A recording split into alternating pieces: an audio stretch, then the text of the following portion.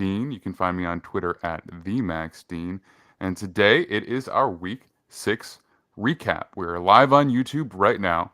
So if you're listening after the fact, you'll know to be able to find us for some of our other shows this week and then our recap next week.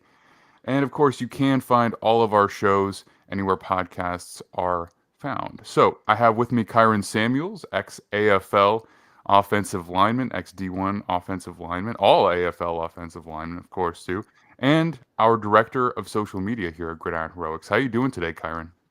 Doing pretty good, man. Had a very interesting day yesterday, so I'm excited to get into it.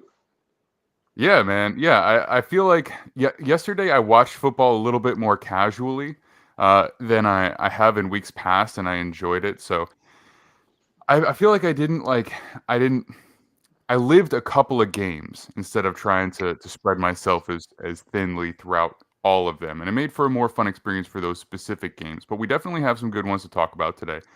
I also want to shout out Noah Ashley, who is our producer now for all of our live streams. You can find Noah's info in the descriptions below as well. And he is in the background. He's going to chime in with any info or anything we might need. He's managing all of our sound levels. I feel very legitimate having a producer, man. Yeah, congrats to Noah, man. Glad to have you. All right. So, first one we're going to get into today.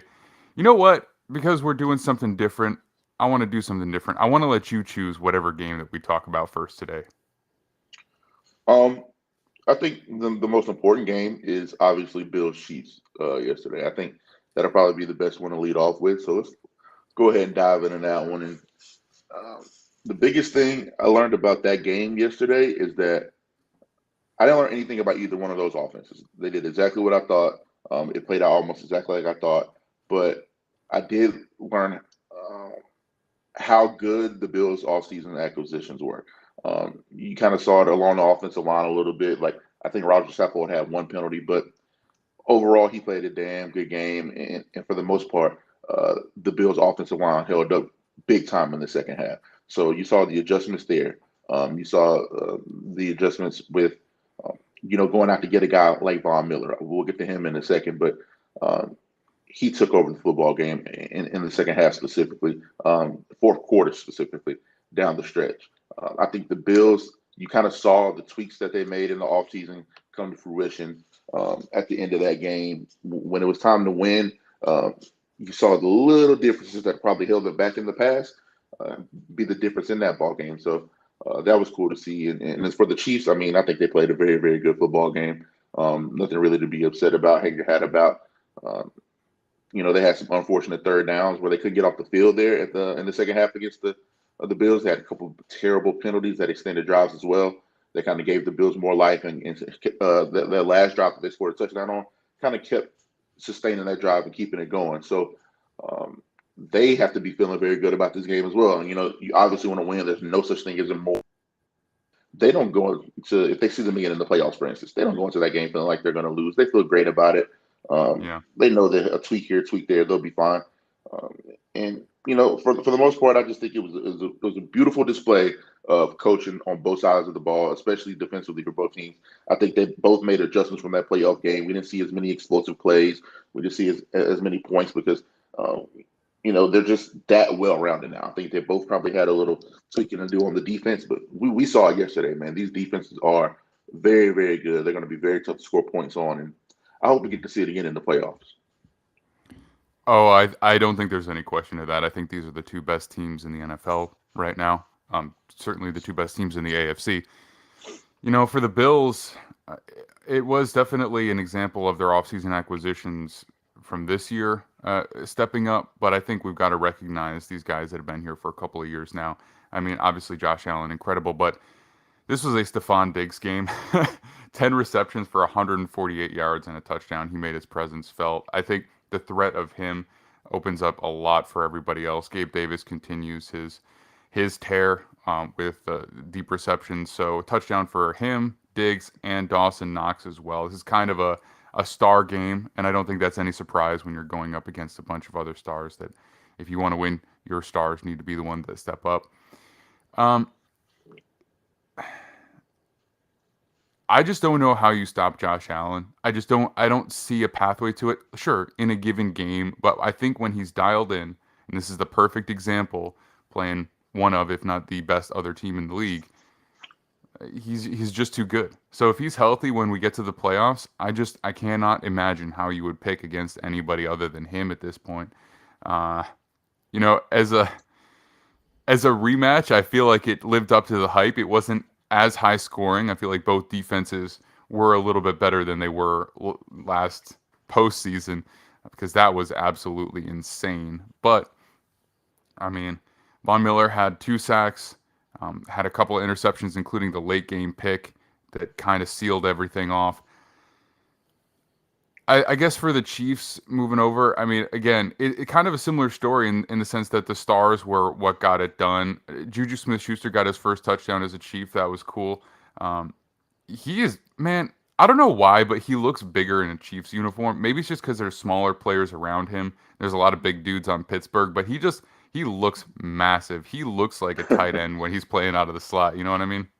Well, to me, he does serve the purpose of a tight end in that offense. He does look a little bigger as well. So you're not off with that. I mean, he definitely looks bigger, and they're using him in the slot so much and kind of bringing him in and a lot of bunch stuff and getting him one-on-one with linebackers because, that is a mismatch for him and his athletic ability. But he does look bigger. I mean, they use him and Kelsey very similarly. So that is a good point, man. And I do want to give Stephon Diggs some love. I tweeted it out a couple of times yesterday, but I think he's wide receiver 1 right now. I know that people give Justin Jefferson a lot of credit. People also give Devontae Adams still. Tyreek and Waddle are doing some crazy stuff down there in Miami without their starting quarterback. But it's the way Stephon Diggs does it.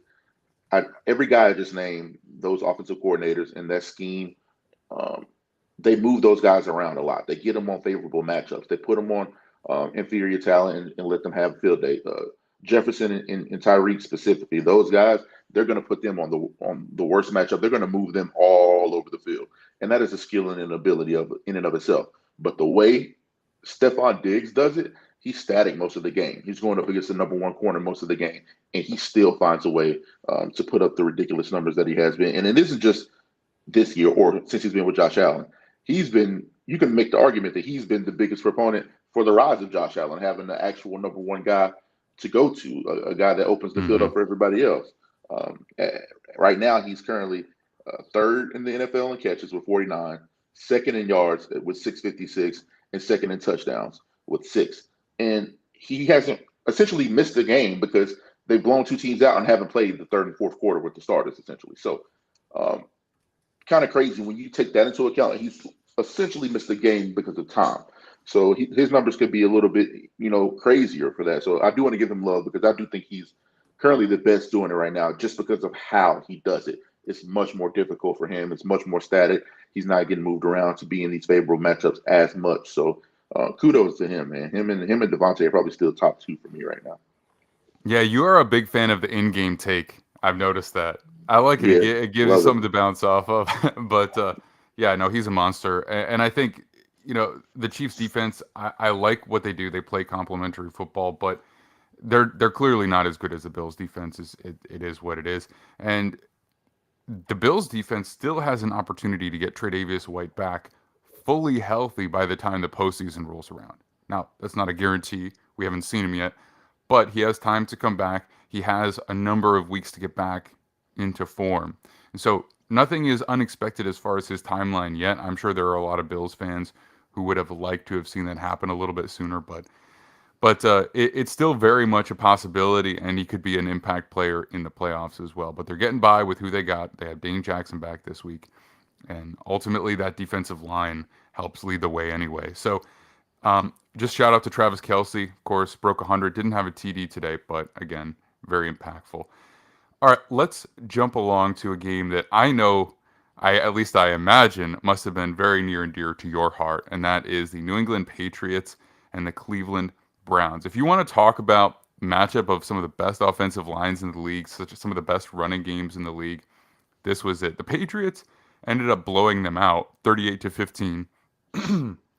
So, it wasn't necessarily a close matchup, But if you're a fan of offensive line play, if you're a fan of the running game, like this was the game for you this week. I'll let you wax poetically about offensive line here for a few minutes before I before I jump back in. You know what? We're gonna have a plot twist here because Really, I don't even care to talk about the offensive line right now. We have to talk about Kevin Stefanski, man. I've been saying it. I've been saying it for oh my God. that's You know, also you. Jacoby Brissett should never throw the ball 45 times in a game. I mean, it's just negligent coaching, and I understand the situation that they end up going down, and you probably have to throw it a little bit more than you wanted to. But Nick Chubb leads the NFL in rushing yards. There's no way he should only have 12 carries in a game. Like, there's no way Kareem Hunt should only have 4 carries in a game. I mean, come on. Even against that very good, Patriots front, they've been playing very well lately. Their front Hmm. seven has been playing very well. They still average Chubb averaged 4.7 a carry, and Hunt only got 4 carries. Like overall, as a team total, they still average 4 yards a carry. In the NFL, that's great. 4 yards. You run the ball 40 times you got 4 downs with 4 yards. You're getting the first down every time by the numbers. Like you have to run the ball more. Like Jacoby Brissett is kind of like the Cooper Rush situation last night. We'll get to that. The way they used him, um, these guys have been excelling in their roles because of the way you've used them. You made it very easy.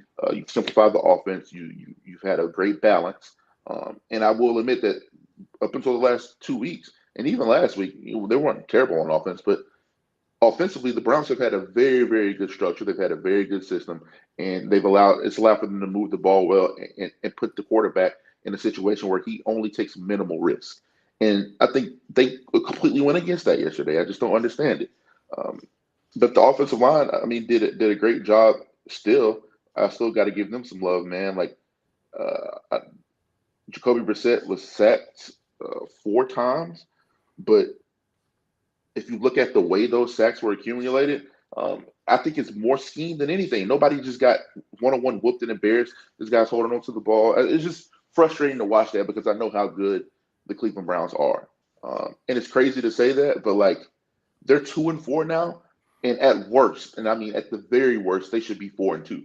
They found a way to lose ball games more than anybody in the NFL right now, and it's uncanny. But at the same time, it's like, oh, this is the same old Browns. Like it's what you've come to expect of the Browns, but not with their roster this loaded with talent, and not with a culture that has seemingly uh, kind of morphed into AFC North smash mouth like football that we've become accustomed to see from that division. So frustrating from the Bengals aspect, but excuse me, from the Browns aspect, but got to give Patriots some love, man. Can you imagine like 3 weeks ago saying this team would be 3-3 and having a chance to have some life in the AFC East? And you know, we got to stop doubting Bill Belichick. I mean, I don't think anybody's doubting him, but I know a lot of people are saying, "Hey, time might be up. It might be time to make the transition." And Bill Belichick's telling us to shut up once again. The seven-string quarterback, whenever they took Zappies out there balling, Matt Patricia's telling us like we don't know what we're talking about.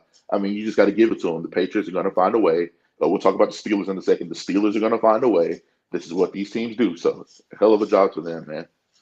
Yeah. Well, look, I think I will let you pile on the Browns a little bit. That'll be your thing. I totally agree with you though with the play distribution between the run and pass. It doesn't make any sense. I mean, Jacoby Brissett going under 50% passing, a touchdown and 2 interceptions. I mean, it, first of all, I mean, like I said, I will let you be that guy. In fact, what I will do is I will just transition to the Patriots exclusively and just talk them up because I would rather be the positive guy here. So, first of all, defense looks legit. I mean, they don't have those one-on-one pass rush winners. You said it's mostly scheme, but they do play well. They know their role and they're very effective with it. Got to give credit to this young secondary though. I mean, between Jack Jones, Kyle Duggar playing well. I Kyle Duggar had a really nice pick. It was a play action boot deep out to the. It might have been a crosser. I haven't seen all 22 for any of these games, obviously, but it's down the right sideline. But he's heading towards out of bounds, and Jacoby's rolling out, tries to get it there, and Duggar's just too athletic, man. He's just too good. You can't do that to him. You can't expect to make that completion on him. And big impact player. As far as their offense goes, how about Bailey Zappi, man?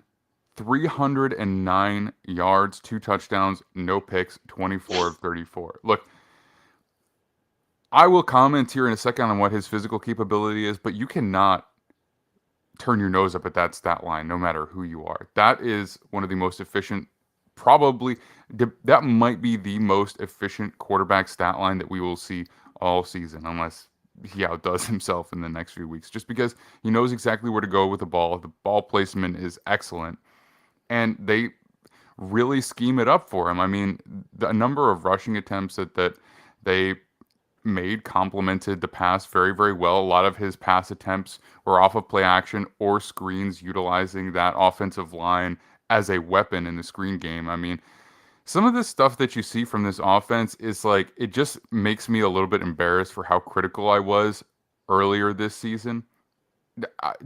Is there some, I mean, look, I know you're a Bama guy, so you're probably never going to tear down a Bama player, but like, what's the deal? We had Mac Jones playing super well last year, and obviously this just wasn't working earlier this year when he was in there. Is this anything to do with the player? Do you think it's just that it took the offense some time to come together, or is it just the teams that they're going up against, and this is going to be a comeback down to earth when they go up against a better defense? I think it's a combination of both. I mean, you look at the offensive line for one, did not play very well the first 3 weeks of the season. They were, let's be very frank, they weren't very good. However, the last 3 weeks they played as good a football as anybody up front. I gave them my offensive line of the week last week. For our weekly award. So I think the last 3 weeks the offensive line has taken a major leap. But also it goes back to what you said a lot. They played the Dolphins, the Steelers, the Ravens, and the Packers to start off the year. That is a very, very, very tough group. I mean, you play the Lions and then the Browns in back-to-back weeks to kind of get your footing back and regain a little bit. But to me, that doesn't really that doesn't take away from anything Bailey Zappe's done or the team as a whole has done, because we see that anybody can be beat on any given Sunday. I think somebody, FanDuel or somebody, one of the betting sites tweeted 5 underdogs won yesterday for the first time in NFL history. So, like, on any given Sunday, anybody can be beat. And we saw that. So it doesn't matter if it's just the Lions or the Browns. A win is a win. And the way they won has been incredible. So you got to give it to them. They've outgained the last 2 opponents 57-15 points wise. Pretty impressive in the NFL, no matter who it is. But when you start off at Miami, that's a very, very tough game. You start off, then you go to Pittsburgh, and then you play the Ravens at home. That is a very tough way to start off the season. So, and I think it also it's kind of like the Cooper Rush Dak situation. You kind of alluded to it.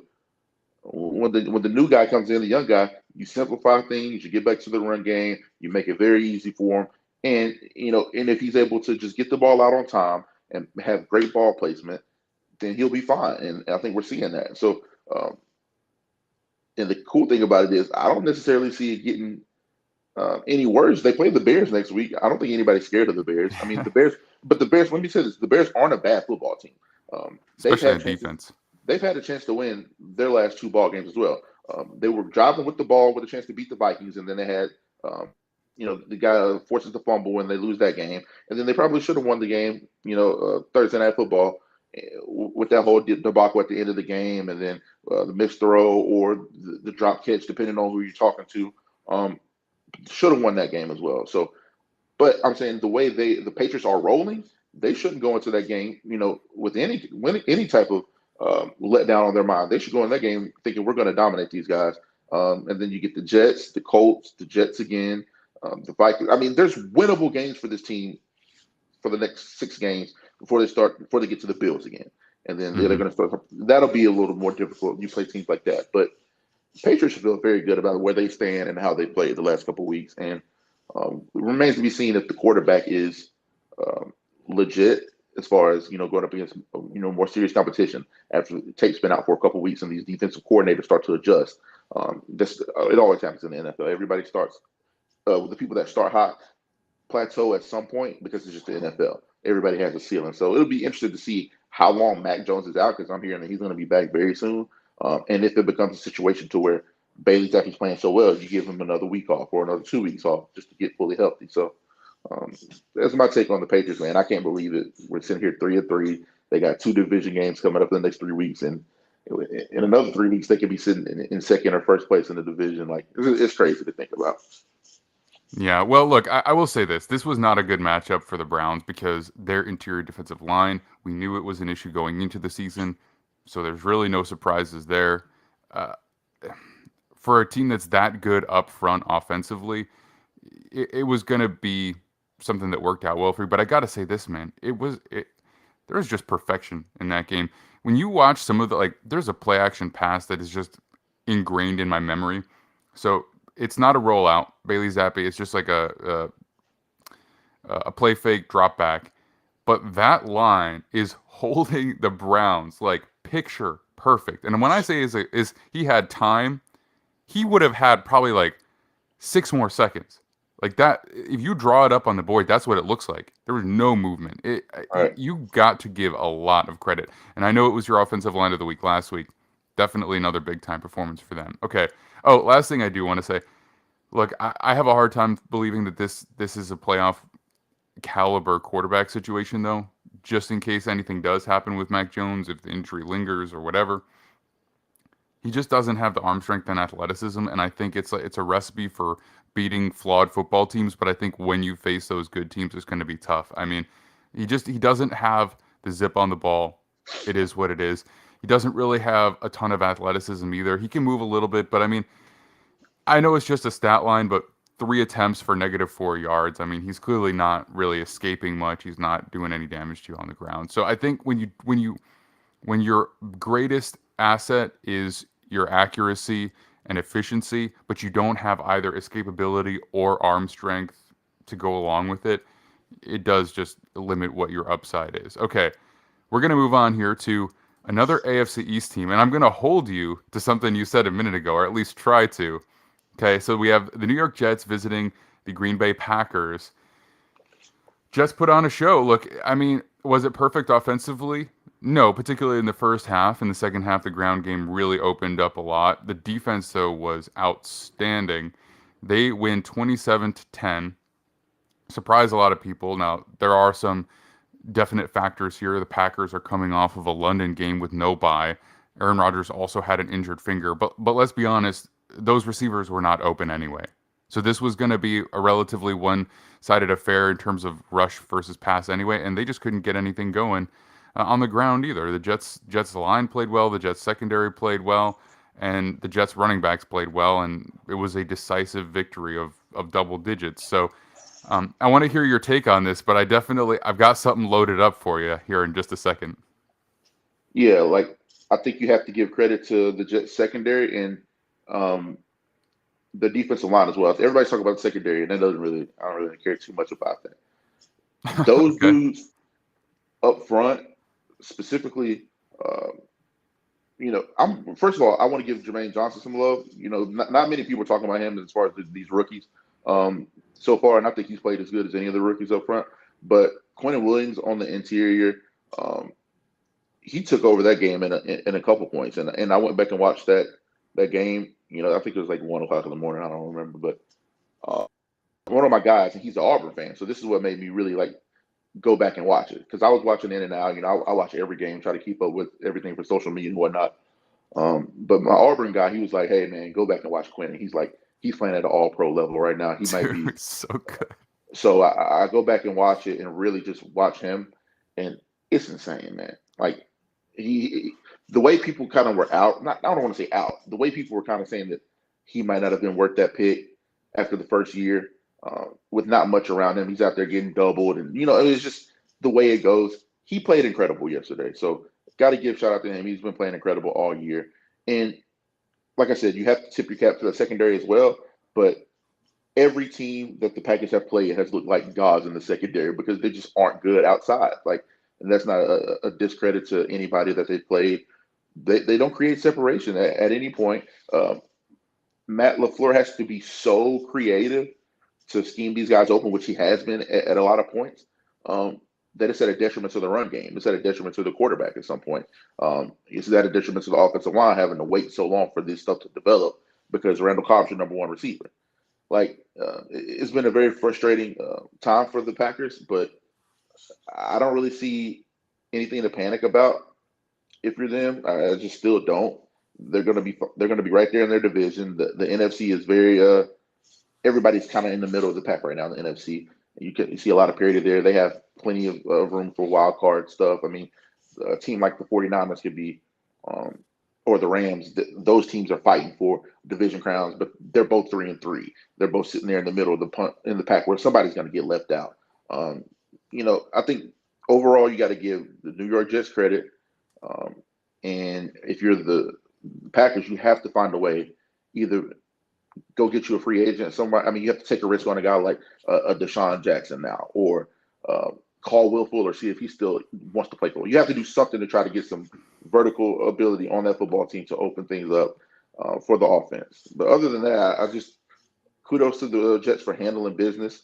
And if you're the Packers, you have to find a way to get better and make things easier for your offensive line and quarterback specifically. Yeah, well, their offensive line is not playing exceptionally well. They've got a bunch of guys that are pretty good, but they've been shuffled around various positions. David Bakhtiari's been out for a long time, and now he's getting back into the swing of things.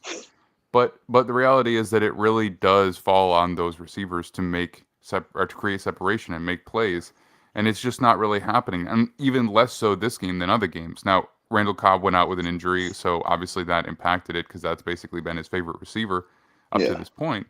But I mean, I hear you.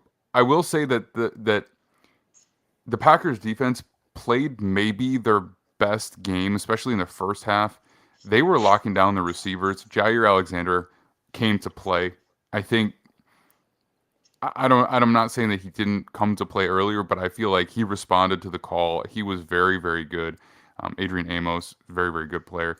So I want to recognize that they do have some talent, they do have some skill, but just for a moment, I just want to talk about the Jets. That Quinnen Williams, he had a rough rookie year. It wasn't awful, but it wasn't particularly good. He was kind of playing out of position. They had him as a backup nose tackle because they had a pretty good front at that point. Wasn't making a ton of impact, and he had an injury early in the season. Second year, he looked like he was on the verge of a breakout. Third year, that was Robert Saleh's first year, learning a new position. I mean, as much as you can on the interior. And he had nobody around him. And I mean, nobody. And this year he finally does. And he is playing incredibly well. He is making the case for himself to be at that basically one step below Aaron Donald, tied with Jeffrey Simmons type level. And in this game, 2 sacks, 4 tackles. That doesn't even reflect his field goal block and all of the pressures he had and all the hits he had. I mean, he absolutely leveled Aaron Rodgers on the sideline as he was trying to escape. And I mean, he's playing a monster game. But I also want to give credit to Breece Hall, who is well on his way to clearing 1,000 yards, and he's just picking up steam at this point. He wasn't used as heavily in the first couple of games. The Jets have made it very clear that they want to ease the rookies along. Sauce Gardner made it hard to do that. But for the rest of them, they really tried, and now he's clearly the number one rusher. 20 carries in this game, 116 yards and a touchdown. He also gets involved in the passing game. Now, not to last week's degree, but only 2 catches for 5 yards, but they get him the ball however they can, and he's playing incredibly well. And I think if there was a real chance for a team to have 2 Rookie of the Years for the first time since 2017, right now the Jets have an opportunity at that. Now, I want to say this: you're a little bit out on the Jets, kind of like you're like respect for what they've done, but they're not making the playoffs. And and my thing is not even a little bit out. Like I just don't trust them or believe in them at all. I get it, but I hear you. But why is it that one game prior to this we're talking about the Patriots, and it's like doesn't matter who they play, a win is a win. And we're praising them, and then we look at the Jets, and they're 4-2, and they've been winning decisively over the past few weeks, and you're so confident. I mean, you looked forward to the games that the Patriots have to play. The Jets are playing the same teams because they're in the same division. They get to play the Bears, they get to play the Lions, they get to play the Jaguars, And you think they can't split one versus the Patriots, maybe? I mean, these are very winnable games for the Jets coming up. Now, I'm not trying to insist that they will. I am just trying to see if I can get a little bit of wiggle room from you on this because you're just so sure that it's not happening. Well, it's not. It doesn't have anything to do with necessarily who they're playing. It's who they are, and it's who their coaching staff is. It's not necessarily about opposition. I know. So put it this way: from a coaching perspective, who do you feel better about going into a game with, Belichick and staff or Saleh and staff? I mean, I think most people would say Belichick and staff. It's just been proven over the course. It's been proven longer over a longer period of time. Which offensive line do you feel better going forward with at this juncture? The Jets have played well up front, better than I think most people would have expected. But the Patriots are playing better up front, whose run game has been more consistent over the course of the season. I think the Patriots were, and I don't even want to make it a comparison. That was just because you brought them up was just the first thing that popped into my mind. Whose defense do I trust more going forward? I trust the Patriots defense more. How do you trust the They've been Patriots better defense more? because of the build, the makeup of who they are, and the way they have been playing over the course of the year. The Jets have had some games where they haven't looked good on defense at all. The Browns game, they got bailed out at the end of the game because the Browns didn't execute point blank period. The Ravens, they didn't look good at all. The Bengals game, they didn't look good at all. I mean, they've been very, very inconsistent, and that's not. And it's funny because I really do like the Jets. It's the same thing with the Giants. Is the makeup of the team isn't playoff worthy yet, and that is the thing I want to say yet. I tweeted out yesterday. The Jets are a quarterback away from being a very good football team. It's just as simple as that for me. They are a quarterback away from being a very good football team. I think that we can stop. It's so hard to say because it's like look at Geno Smith and Marcus Mariota this year. I mean, this is like year 8 or 9 or 10 for them. I can't remember. And then they're playing the best football of their career. But I would say that we even saw much more for them early on in their careers than we see from Zach Wilson. He has zero pocket presence. He runs like he's a running back, and he doesn't protect his body. He's just not very good, and that's why I don't believe in the Jets more than anything, more than the coaching, more than anything else. They've been very fortunate the last couple of weeks. The Dolphins are playing bad football right now. They had over 10 starters out with injuries. They got them at a very opportune time. The Packers aren't very good offensively right now. They've been consistent moving the ball and finding ways to win. The Packers have been in every game they played this year, besides the first one. But the Packers are not in a great spot right now. Even the Steelers, they're going through the quarterback controversy, going through the switch. They've been very fortunate. And like I said, it don't really matter at the end of the day because a win is a win and they're 4-2. But you do need to put things into context because that's what we do when we project. You have to put into a proper context, put into a proper, wrap it in a proper bow. You give credit to the coach staff for finding ways to win. You give credit to the guys that are finding ways to win on the field right now. But same thing with the Giants. The way you're winning and the teams that you're winning against, that should be highlighted as well because kind of akin to I don't want to use the Dolphins because we still don't know the quarterback situation, but the Dolphins have, by every metric, had the toughest schedule in the NFL for the first 6 games, and they come out 3-3 with their second and third string quarterback, 3 starters out in the secondary. I could go on and on, but the rest of the way they have a very easy, favorable schedule. So if we're projecting, if they get the quarterback, they get healthy, you would assume that they'll do well. The Jets still have some very tough games. I mean, look, they're on the road in Denver. That defense is incredible. Russ might not score enough. The offensive Russ might not score enough points for that game to matter, but that's not an easy game. Then you got the Patriots coming to New York. Then you got the Bills coming to New York. Then you go to the Patriots. You still got the Vikings. You got the Bills again. You got to go to Seattle. You got to go to Miami again. I'm projecting them based off of the build and the makeup of the team. They're also a team that can't sustain any injury anywhere else. They aren't deep enough team to sustain some of the injuries maybe some of these other teams will. Like I said, you have to give credit where credit is due. They're 4-2, finding a way to win football games. So just the same thing with the Giants. I just don't believe in them right now. A year from now, 2 years from now, when they shore up some of the other positions, mainly quarterback for me, they could be as good as anybody because they've done such a good job of acquiring young talent They could be as good as anybody. But right now, I just don't see it at all. And it ain't a Jets thing. I could do this for like the Jaguars as well. Like I said, the Dolphins, if they can't get healthy at quarterback, doesn't matter how much young talent, everybody you have around you. Um, Quarterbacks win games, specifically playoff games and big games at the end of the year where you have to go into the playoffs. And I just don't believe in that from the Jets at this juncture. Okay, all right. I won't dwell on the Jets anymore. Suffice it to say that I disagree. I think they have every opportunity to make it. But let's move on to another pair of teams. The Cincinnati Bengals pull out a 30. They pull out a win, 30 points to 26 points over the New Orleans Saints. That gets them back to 500 and drops the Saints to 2-4.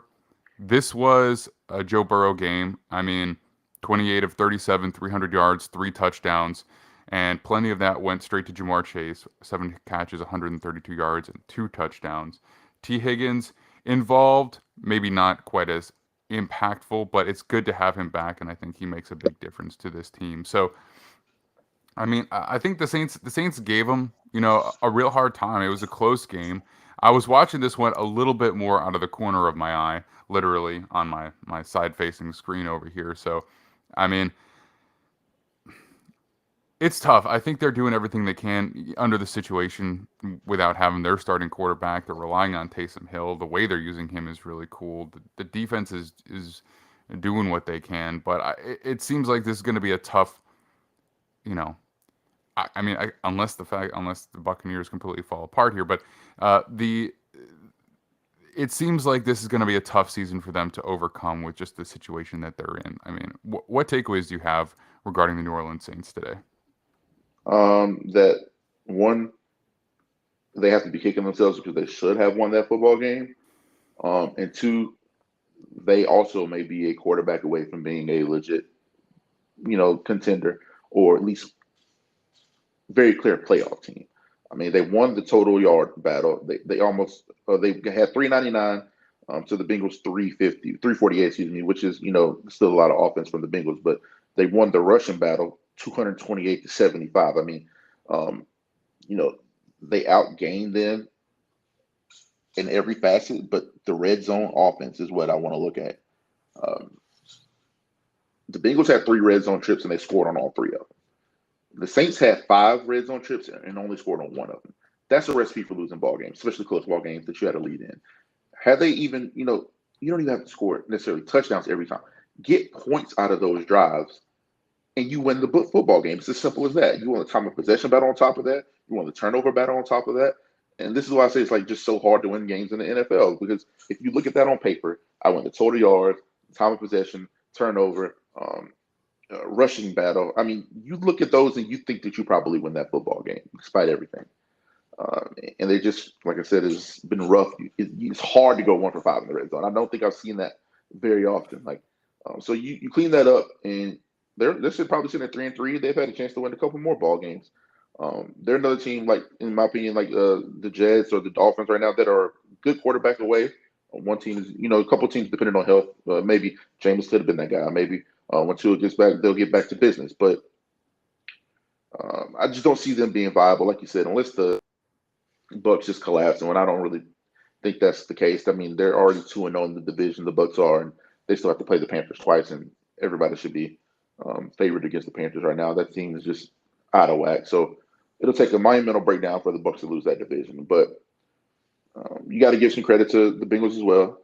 I think you said something about T. Higgins and maybe not being as impactful, and I was like, I'm watching the game and I'm like, dang, like every third down, it feels like T. Higgins is the one catching these balls. So I Right. know Jamar gets all the love, and I've had a lot of people tell me, and I'm not of this mindset, but a lot of people tell me they think T is actually the wide receiver 1 there, and I'm like, it's a fair debate in my opinion because of the way they get it done.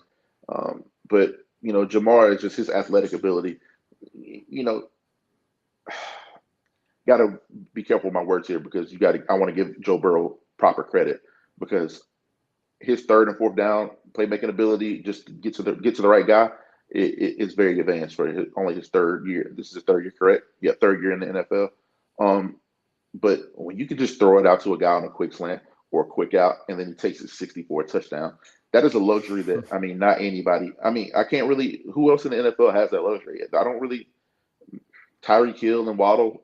Yeah, that's who I was gonna say. Maybe Cooper Kupp on the right to play design. Like maybe Jefferson, but he's not really that guy that takes it 80, 60, 70. Jamar Chase, I mean, the game-winning touchdown is literally just a quick out. They throw him the ball, and then he goes 60 yards. Even T. Higgins, the way he stretches the field and he creates mismatches for defenses, it's not easy as a quarterback at all. But, man, it's just a luxury to be able to have guys at that position that can do that. So shout out to those receivers and those skill guys. They answered the call. They've had a couple of very rough weeks, and they're healthy. They're all on the field at the same time, and, man, did they ever produce in a very hostile environment. It's never easy to go into the dome. Yeah, I think the way that I would put it is not impactful is definitely not the right way, but I think I knew Higgins. what you meant. By the way, you weren't saying he didn't have the impact on the game. It's just right. I love T. Higgins, dude. I really, truly do. I think he's an awesome receiver. I love his play style. I love how he just completely owns his skill set. Like he knows who he is, he knows what he can do, and he just does it at a very high level. I think the way that I would phrase it is he makes the offense run, and then Jamar Chase is the one who just devastates you. I think that's the way I put it. Like T. Higgins breaks you on third downs. He breaks you converting. You know what I mean? He just makes it too hard to go one-on-one elsewhere. You know what I mean? Because he forces you to pay attention to him as well. But Jamar Chase is the one who will, take it 60 yards to the house. And not that T. Higgins can't make a big play, but, he is more of like, generally speaking, he's more of like a go up, get it, and go down versus a get it and take it kind of guy. But regardless, their offense is working. From the Saints' perspective, rushing the ball, I mean, it's pretty crazy what they did. I mean, they had 4 players with almost 40 yards or more rushing. Taysom Hill, 5 carries for 39 yards, doing his thing. Rashid Shaheed, he only had one rush for 44 yards, so like a little bit of an outlier stat there, but effective nonetheless. I mean, that's a big play for a touchdown. And then Mark Ingram still getting it done at 5.1 yards per carry for 46 yards. And then Alvin Kamara having a nice game as well. They have a good offensive line. They have a creative offense. They are definitely lacking in the quarterback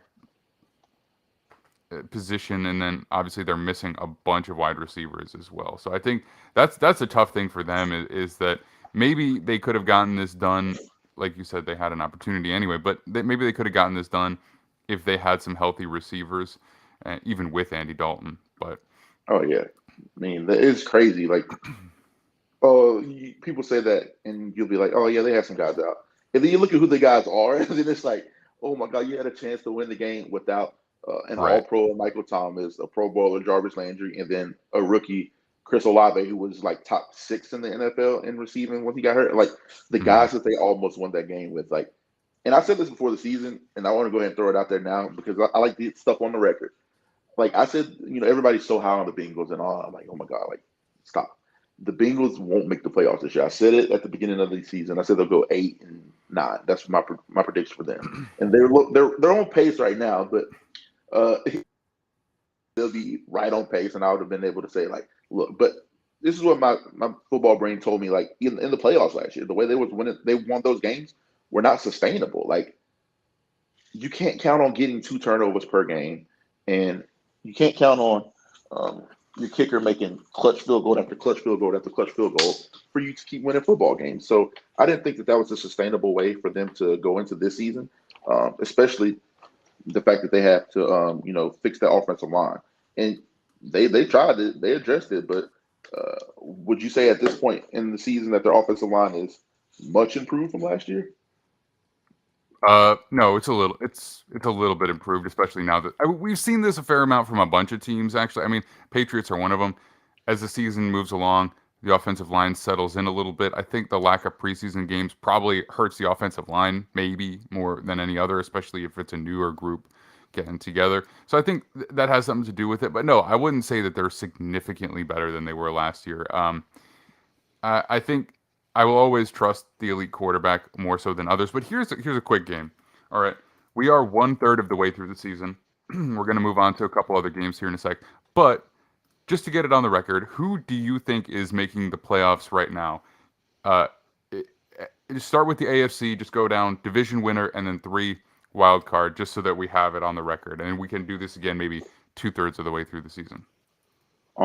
So let's just go AFC East. I have the Bills winning that. The Dolphins were in pole position, but after the quarterback goes down, you get all those injuries. You just can't ignore the fact that it's uphill sledding for them to win the division at this point. They're 2-1 in the division. They have the Patriots again. They have everybody one more time. So quarterback healthy, rest team healthy. There's a chance, but I think you have to give the Bills the edge there. AFC South, I'm actually going to go Jaguars. I feel like the Jaguars are going to figure it out just enough to win that division. And I don't have a great football reason for that. I just feel like there's something building with their team down there, and they'll be able to find a way to win football games. They're a young team that's not necessarily pulling through in those clutch moments. I think they should have won 2 games they've lost this year, but I think they'll end up figuring it out, and I like them to win that. The AFC North, I'm going to go with the Ravens. I still think the Ravens are playing as good as anybody in the NFL. I mean, they are playing as good as anybody in the NFL. They trailed for 3 minutes total time this season, and they're 3-3. So I don't think I've ever seen anything like that. It's the weirdest thing I've ever seen in my life. It's a trend, though. It's a trend. But anyway. Yeah, but I trust them to figure it out. The recipe ain't broke. Stop turning the ball over and stop, run the ball. Like, I hate teams with big leads or, just a 1-possession lead that abandon running the rock. You're averaging 7 yards per carry and you're rolling back doing drop. I just don't understand it. That's on Harbaugh or Lamar, whoever it is that is making these calls, that has the executive decision there. Run the rock. You average 7 yards per carry. Put these games away and stop leaving it up to chance, because the offensive line is good, but it ain't that good. You can't do that in those situations. So I still trust the Ravens to come through in that situation. And then the AFC West, obviously, we're going to go with the Chiefs here. And then for the next 3 teams, this is where it gets tricky, because it's such a projection I think the division leaders are pretty clear. But I'll probably go Titans to get in, Chargers, and Dolphins. That would be my next 3 to get in. And the Dolphins is purely based on them being healthy. If they aren't healthy, then the floodgates open for that last spot to be. But the Chargers and the Chargers and the Titans for sure. All right. What about the NFC? NFC South, we'll just go ahead and I think the Bucs are fine there. I mean, they've already run 2. They still got the Panthers twice, and they should win the division by default. NFC East, Philly, you got to go Philly. NFC West, I'm actually interested to get your take on this, because I have no idea. Pull up the teams here. You got San Francisco, LA, Seattle, and Arizona. Shout out to Seattle being 3-3, by the way, with a chance to be, a little bit better. I'll go 49ers by default, but I'm not 100%. I'm not 100% confident in it. I'll go them because I think they have the best defense, and once they get healthy, they'll be fine. And then, NFC, I'm going to go Packers. I think they'll find a way to beat Minnesota, and I don't really. Chicago and Detroit are solid and improving football teams, but I don't think they're good enough yet. And then for the next 3, I'll go Dallas, Minnesota, and you know what? Let's go Seattle. Let's go Seattle. They're playing that good of football. I feel like they'll find a way to get to 9-7, or excuse me, 10-7, or 9-8, and squeak in at the last spot. Because I don't believe in the Rams. The Rams are not a good football team. And I don't think that they're going to make the playoffs. But that'll probably be my playoff picks for right now at this point in the season. Okay, so, I mean, Buffalo's an easy choice. They were my preseason pick. They're the same now. For the South, though, Indy was my preseason pick, and I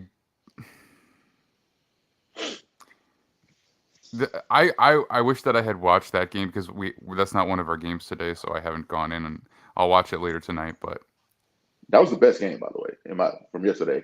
It was crazy. It was that Well, I good. asked you if we should recap it, and you said to do the Patriots and Yeah, I think Browns. yes. So Just because I hate if it, Stefanski that much, I was like, I got to say something about Stefanski. okay, well, look, we'll highlight it tomorrow then. But Yeah, look, I'm going to go with Indy again. I'm going to stick with my preseason prediction there. I think that their offensive line is the single biggest issue there, and it was a lot better yesterday. And I think if they can figure that out, if they can get it to just be okay, they're still probably the best team in that division. Because, I mean, this Jonathan Taylor injury, it's not going to last all season. And I think that with a better offensive line, he's going to be a more impactful player. Then for the North, Cincinnati was my preseason pick, and I think I'm going to switch it up to Baltimore here, but I'm not super confident in it because the Ravens have been one of my top 4 teams for multiple weeks in a row, but they're just not closing out games, and that's a must if you want to be a playoff team. So either way, I think I'll pick them to win it now. Then the West, that's KC easily. They were my preseason, and I'll stick with them now. For the wild card, I don't think 2 are going in from the AFC South. I really don't. So I'm not putting Tennessee or Jacksonville in. I will put the Chargers in. I'll put the Bengals in. I think that they'll be able to just do enough offensively that they'll come out on top in enough games. It'll put them in. And at this point, look, I mean, I understand that there are issues with the team, but the Jets were my preseason prediction to get in for a wild card, and I just don't know how I can change that at 4-2. So I mean, I think there are other teams that have a very real possibility. Look, if Miami was healthy, they would be my pick, but they haven't been, and it's not just the quarterback position. They've been injured at the receiver position, and they haven't been as impactful there. They've been injured at the DB position. I mean, the offensive line, it's terrible. good. Yeah, it's when they have Terran Armstead, but I mean that's a problem. And it's like, are you going to go in and put a Tua that's just coming off of this major concussion issue behind a bad offensive line? It just seems like something Side I don't note, really want to think side note, we about should right talk now. about that though. We should talk about that maybe in another segment. But like, Hmm. should he be playing this soon? Yeah. My short answer is hell no. I don't think he should be playing this soon. I think it's negligent. But I mean, who are we? They're We'll going to talk those? about it more. Yeah, Yeah. go ahead though. So that'll be my pick, and nothing has changed there, except that Baltimore and Cincy are now switched for division winner versus wild card. But it's all the same teams and almost in the same position. So 1/3 of the way through the season is pretty similar. Then for the NFC, Philly was my preseason prediction, definitely staying. Tampa was my preseason prediction, gonna stay with them. I would have loved to have switched up with the Saints, but they just injuries there are too much. For the North, Green Bay was my pick, but now at this point, I'm taking Minnesota. I mean, and part of it is just that I think Green Bay has every opportunity to come back, but they are now trailing by a half a game because of the straight up loss, and they're kind of far behind. It's a long season, but still, I have a feeling that Minnesota is going to edge them out for the division title. I think Minnesota's a flawed team, but they have a lot good going for them as well. For the West, all right, this is a good one because it should be San Francisco, but they just keep sustaining injuries one after another. They're losing guys, and it's like key guys, really impactful guys. And they had probably the best defense in the NFL, but they're losing guys from the defense just one after the other after the other. The offensive line, which is a big part of how they play.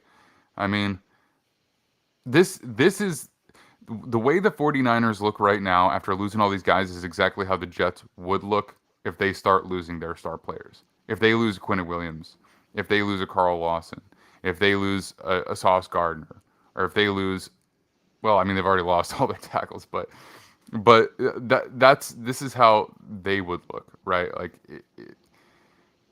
so I don't know. The Rams just have straight up not been good. The Seahawks are playing good offensively.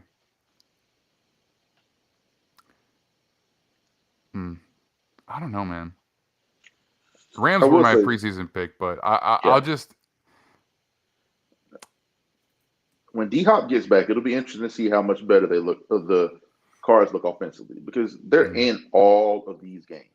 They're in every single game. They're just so one-dimensional offense, and I don't like Cliff Kingsbury at all. He does the offensive line. The offensive line isn't very good, and they don't, run the ball enough or mix it up enough to help protect them, and then in turn help protect Kyler, and then in turn help protect the receivers and give them a little bit more free reign, a little bit more ability and openness to do things. So I think D Hop can unlock them, um, and if they are able to play at the level that they played last season with DeAndre Hopkins before he got injured, then um, I don't want to count them out yet, but uh, uphill battle for them, obviously. Yeah. So I'll go with San Francisco just because I'm just gonna bank on the fact or the idea that they're gonna get a lot of those injured guys back, and then I'm pretty out on Arizona. We'll see this Thursday if DeAndre Hopkins makes a huge impact.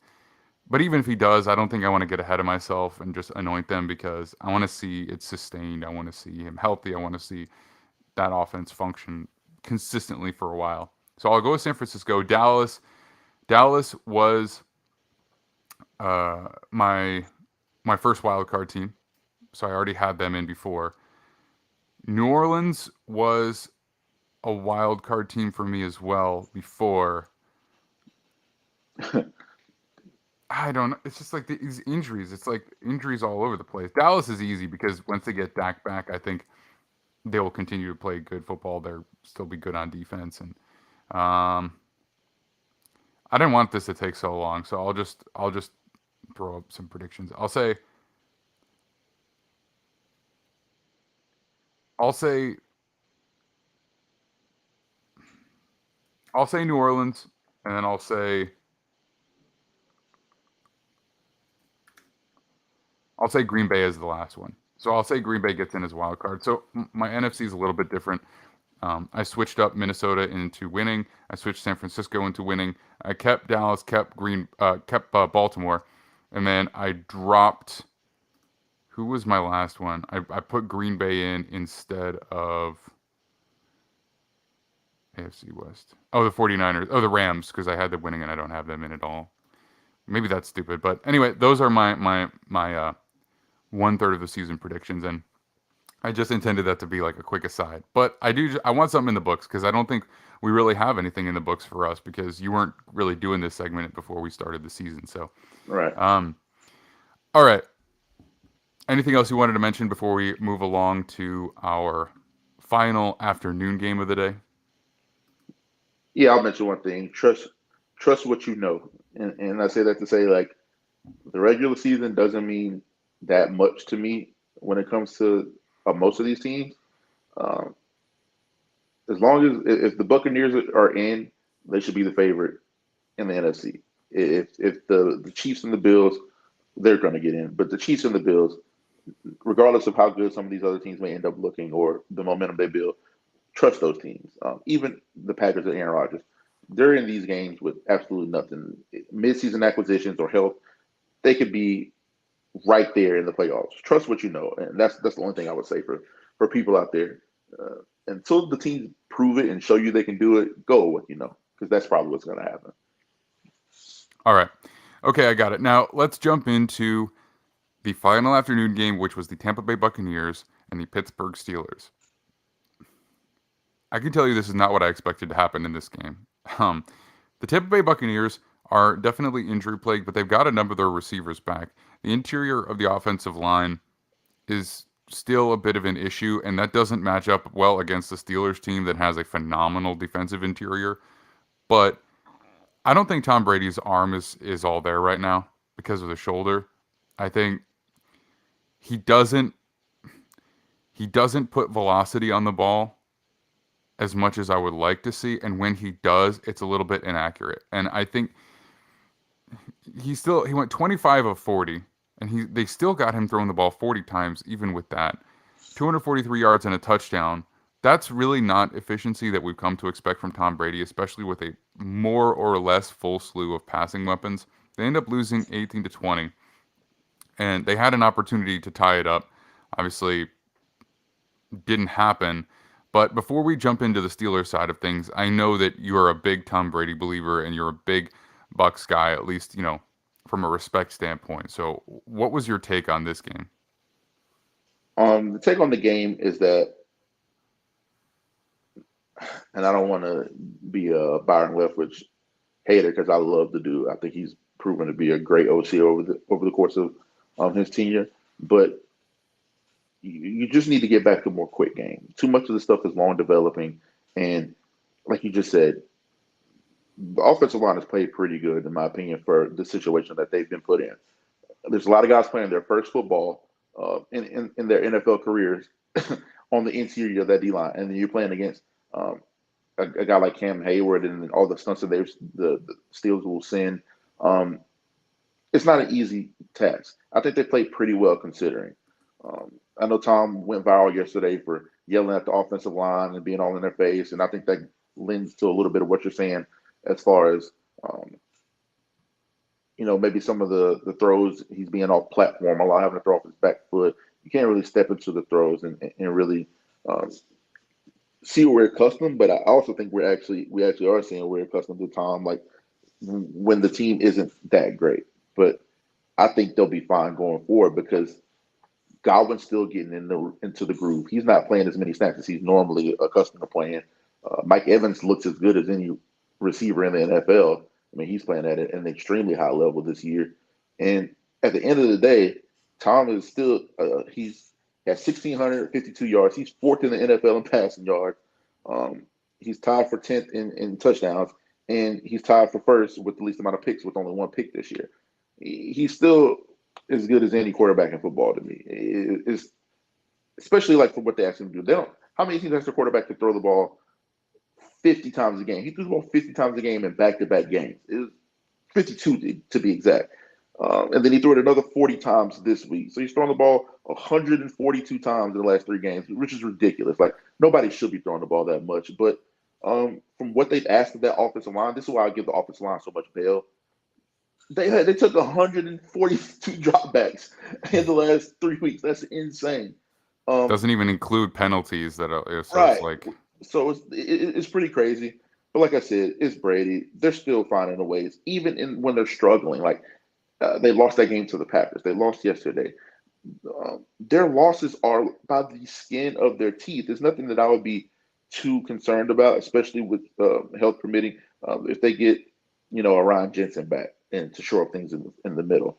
They get a Julio Jones back. He doesn't even have to be great. Just you have to respect him. That opens up the rest of the field for other guys. I mean, it's just they lost that game to the Bucks, but to the Chiefs. But they very well could be sitting here at 5-1, and we're talking about them completely different if the ball swings one way or another. Like I said, but before we give the Steelers the credit they rightfully deserve, Buccaneers fans, if I was a Bucks guy, I wouldn't be too worried at all. You play the Panthers next week. Then you got the Panthers again late in the season and the Falcons again late in the season. You're already sitting at 2-0 in the division. You got to feel pretty good about where you are right now if you're the Bucks going forward. But I got to hear what you got to say about the Steelers because they shocked a lot of people yesterday. And I think that, hey, you got to give that defense full credit for what they did yesterday. Yeah, look, I love their defense, and it's pretty phenomenal what they did, especially without one of my favorite players in the NFL, Minkah Fitzpatrick. So, I mean, look, it's funny. They start off the game and they feel kind of hot with Kenny Pickett. He's completing passes, pretty consistently, 11 Right. of 18, but only for 67 yards. You could complete over 30 passes for less than 200 yards at that clip. So, you know what I mean? Like that is taking dinking and dunking to another level. Unfortunately, he did get hurt, and he was, he's using his legs effectively, which he's shown that he can do very well. But when they get Mitch Trubisky back in, he ends up going 9 for 12 for 144 yards and a touchdown. So it looks like Trubisky is doing his best to take advantage of his renewed opportunity. Now, I don't really know what the status of Kenny Pickett is going forward.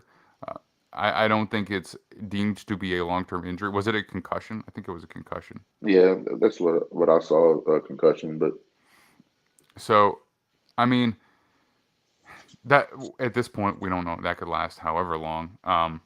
And look, putting Teddy Bridgewater back in is that's another conversation we should have for another day too. If he's not healthy enough to start, I don't know what you're doing playing him. But that's an aside. Steelers, man, this was a big game for Chase Claypool. I mean, even before he scored his touchdown, he was making his impact felt. So this is the kind of game I would have liked to have seen from him more consistently because he has all the ability in the world. You know what I love though? I love seeing a big man get the ball in space and just rumble. Do you see that reception for Connor Hayward? So Hayward Yeah. is the younger brother of Cam Hayward, and he caught a wide open pass, turned and started rumbling upfield. I mean, it's something you don't get to see that often because unless it's a busted coverage, which basically that was, uh, you don't you don't really see those guys in space that way. But it's always fun to see. And I mean, they're only 2-4. I don't know if we can necessarily apply this to the rest of their season, but it was kind of surprising that we were seeing some pretty ugly losses coming from a Mike Tomlin led team. It's just something that we're not used to, you know. Oh yeah, absolutely. And people that are calling for his job are absolutely insane. Like, come on, the guy's been a head coach in the NFL 17 years, and he's never had a losing season. Um, those guys were a game away from the playoffs last year with, I don't want to be disrespectful, but uh, the worst version of Ben Roethlisberger that we've ever seen. Like, you have to have some respect for what he's been able to build and establish over the course of his career there. Anybody calling for his job is absolutely insane. Be careful what you wish for because it could be a situation where you get somebody in that is young, revitalized, and takes him to the next level. Cool. Or you can get somebody in that absolutely stinks, and then your team's in shambles for another decade while you're trying to rebuild and get back to where you were.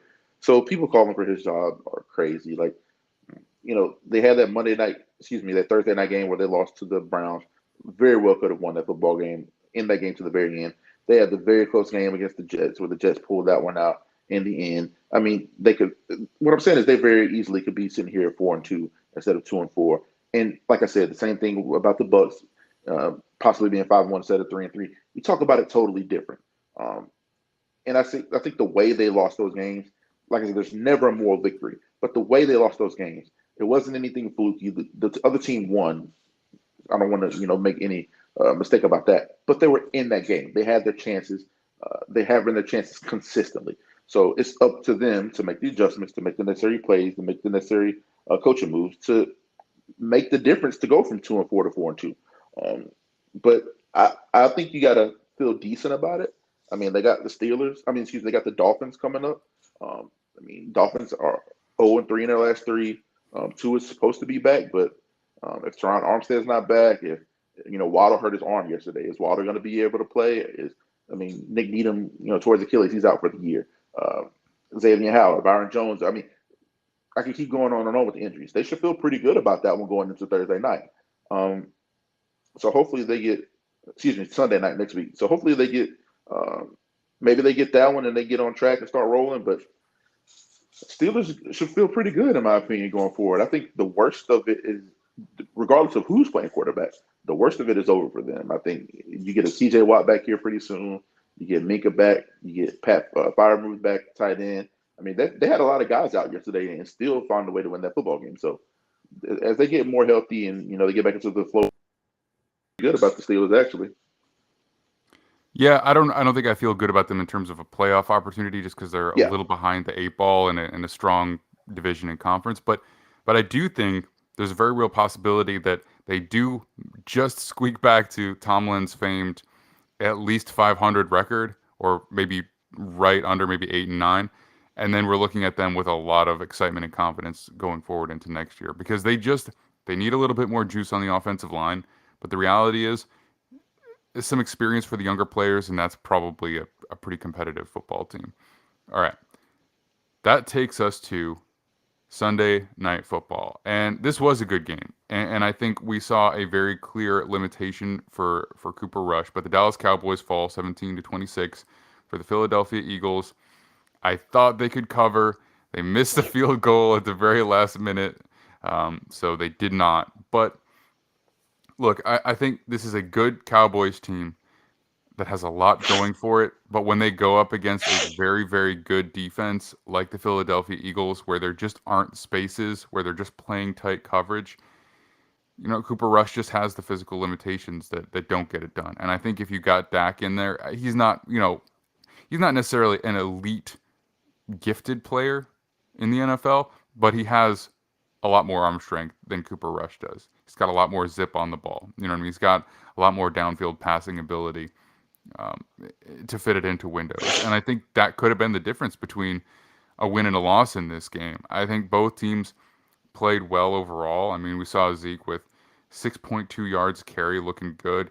I don't know if he's as explosive perhaps as he once was, but he's still making some really impressive moves around the line.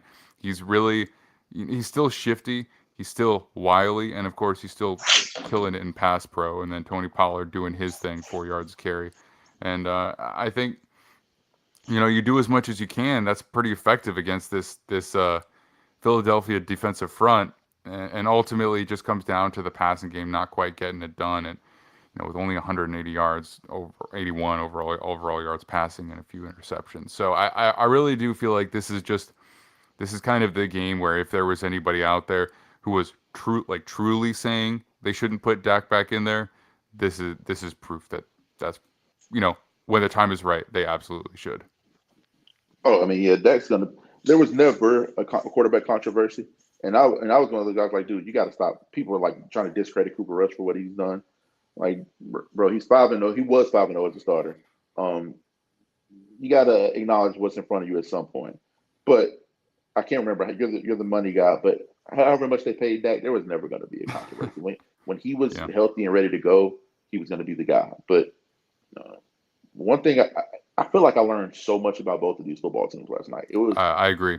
It was my favorite game of the night. Of the day. I think the best game was the Jags Colts game, but this is my favorite game because we learned a lot about the Eagles. They came out, punched them in the mouth, did what they've been doing all season, and then we learned a lot about the Cowboys, the way they fought back. Even Cooper Rush, after that second interception, he played very well. It was a stretch where he went like 11 for 13 or 11 for 14 with 100-something yards and a touchdown.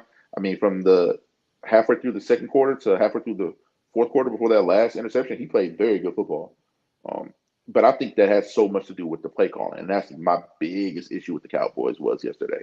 I mean, what did you say? Zeke had 6.2 per carry. Pollard had 4 yards per carry. CeeDee Lamb ran the ball twice. He averaged 4.5 per carry, 5.2 as a team, 434 yards and a touchdown. Why are you doing play action boots with Cooper Rush on 2nd and 1, on 3rd and 1, on 4th and 1? Why is Mike McCarthy running no huddle when CeeDee Lamb clearly got the first down?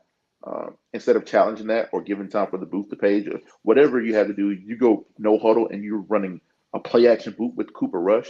You just spoke on those physical limitations, and they've been so good because they've called perfect games and made it to where he doesn't have to rely on that to make plays. And when you do play action boots, when you do all this extra rollout stuff, they have a couple of design rollouts, you are then relying on his athletic ability and those natural gifts that he doesn't have. So it was very weird to see that, especially with how well they were doing running the football. Even on some of the third and mediums, third and shorts, why are we passing here? You've been running the ball in recent weeks, and it's been working very well. The Eagles' interior D-line is very good, but you had success running the ball against them. It was very confused from that standpoint. However, they fought back as well. Zeke had a hell of a game. I like the way Tony Pollard got his yards. People are so used to see him break these explosive runs and he should be the running back one. But I think you saw yesterday when it's time to grind it out and play smash mouth football against these teams that have the very good fronts, you have to do it in a different way. And Tony Pollard got some very positive yards. There was a couple times where he got met at the line of scrimmage, and instead of breaking those long runs that he normally runs, he grinded out and fought for 2 or 3 yards. And to me, those are like the runs that separate good teams from great teams or bad teams from good teams. It's so much better to be in 2nd and 7 or 2nd and 6 than it is to be in 2nd and 11 or 2nd and 10. Like those little plays are big difference makers in the game. So I thought he did a great job. I thought Jake Ferguson did a great job yesterday at tight end. I think he needs probably a little bit more targets when Dak gets back. you got to have a tight end when you're not as explosive down the field. And the Eagles just respond every time. I don't think there's too much to say about them. They've done what they've done all year. They've only they've only trailed once this season, and that was against the Jaguars on the road. And then they came back and found a way to win that game. I mean, they haven't trailed in the second half. I think I saw last night. They haven't trailed in the second half all year. I don't care who you are, where you're from. That is incredible, especially in the NFL. Finding ways to respond and keep finishing football games. They're doing it better than anybody in football, and they deserve their love. So kudos to them. Great game last night. Yeah, and then from the Eagles' perspective, it's just we know exactly what they are, and they have a great defense, or a very good defense. They have a very, very complete offense.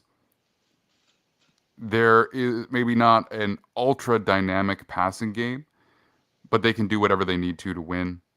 They don't have a lot of turnovers. I think this game is kind of an example of why Jalen Hurts is, at least to me, not a real MVP candidate, because he's very good, but he functions well within his role. I just don't see him. I think if you put like a bunch of other quarterbacks on this team, they would be even better. You know what I mean? Like if you put a Josh Allen on this team, they would be incredible. If you put Patrick Mahomes on this team, they'd be incredible. If you put a Tom Brady on this team, they'd be incredible. And I think it's hard to say that a guy is an MVP candidate when you're like, man, I would love to switch him out with a bunch of other guys. And it's not to take anything away from him, because there are only so many of those elite type of quarterbacks. But I think it's the wins, the record is more due to the surrounding cast than his play. And I think that's what MVP really means. So good team. They will continue to win, and continue to find ways to win. But I think I made my point, so I won't go into it anymore. Any final thoughts on the Eagles before we wrap up our recap here this week? Howie deserves whatever GM award there is Sure. for the work he did. I mean, you get CGJ,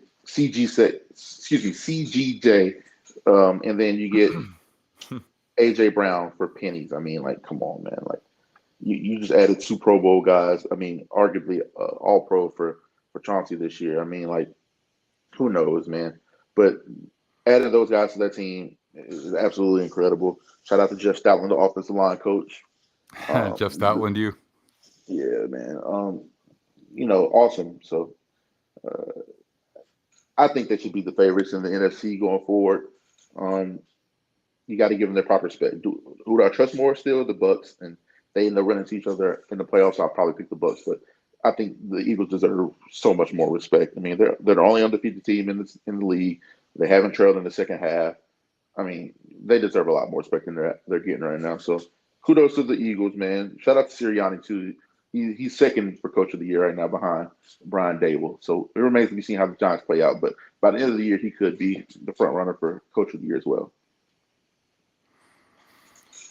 All right, that's going to do it for us today. I mean, we got to talk about some of these teams tomorrow. The Giants are one of them. A couple of the others. We'll be back tomorrow at 9:30 a.m. Eastern to live stream our Monday Night Football recap and performers of the week. So we'll talk about Kyron's Offensive Player of the Week. We'll talk about his Offensive Line of the Week.